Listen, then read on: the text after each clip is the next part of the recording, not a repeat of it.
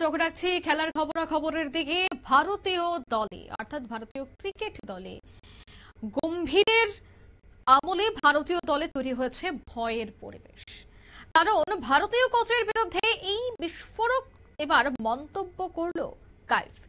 খেলোয়াড় নির্বাচন নিয়ে সমালোচনা কাইফের, কি বললেন তিনি বিস্তারিত জানবো। টেলিফোন লাইনে এই মুহূর্তে যুক্ত হয়ে গেছে প্রতিনিধি ক্রীড়া সাংবাদিক বিপ্লব চন্দ্র। বিপ্লব দা, যে বক্তব্য রাখলেন কাইফ যে ভারতীয় দলে একটা ভয়ের পরিবেশ তৈরি হয়েছে, কেন তিনি এই বক্তব্যটা রাখলেন? যে পরিবেশটা বা মোহাম্মদ কাইফ যে অভিযোগ তুলেছেন, সেই অভিযোগ শুধু মোহাম্মদ কাইফ নয়, একাধিক ক্রিকেটার বা একাধিক প্রাক্তন খেলোয়াড় কিন্তু তার বিরুদ্ধে একাধিক অভিযোগ উঠে এসছে।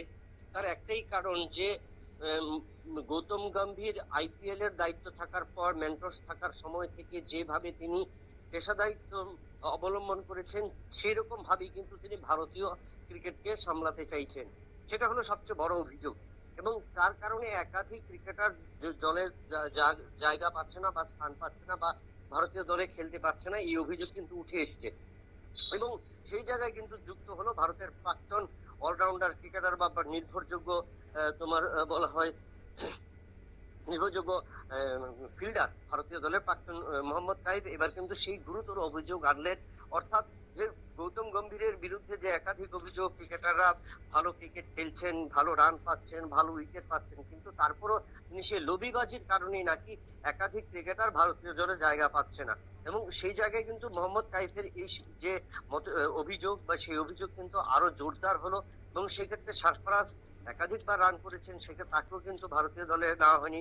মোহাম্মদ শামিও তার বিরুদ্ধে অভিযোগ তুলেছেন। প্রাক্তন যারা ক্রিকেটার রয়েছেন তারাও কিন্তু যে গৌতম গম্ভীর নিজস্ব ভাবে কিন্তু ভারতীয় দলকে চাপাতে চাইছেন বা নিজেকে তৈরি করতে চাইছেন, তার অভিযোগ। এবং এই জায়গায় দাঁড়িয়ে বলা যায় যে ভারতীয় দলের যে বর্তমান কোচ সম্পর্কে যে অভিযোগে বিধ্বস্ত হচ্ছে, তার কারণে কিন্তু ভারতীয় দলের যে পারফরমেন্স একাধিক জায়গায় কিন্তু খারাপ হচ্ছে।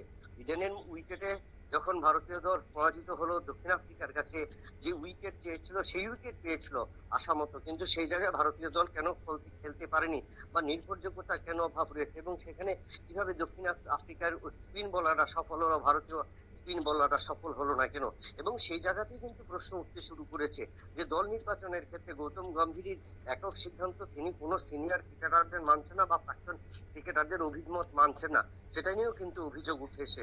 এবং তার কারণে কিন্তু মোহাম্মদ কাইফ বলতে কোনো দ্বিধা বোধ করলেন না যে গৌতম গম্ভীরের স্বৈরতান্ত্রিক নীতির কারণেই ভারতীয় দলের যে একটা অধঃপতন বা ভারতীয় দলের ক্ষেত্রে একাধিক ট্রফি হাতছাড়া বা ভারতীয় দল অনেকটা জায়গায় কিন্তু নিজেরা কিন্তু চাপ তৈরি হচ্ছে এবং ক্রিকেটাররা বঞ্চিত হচ্ছেন।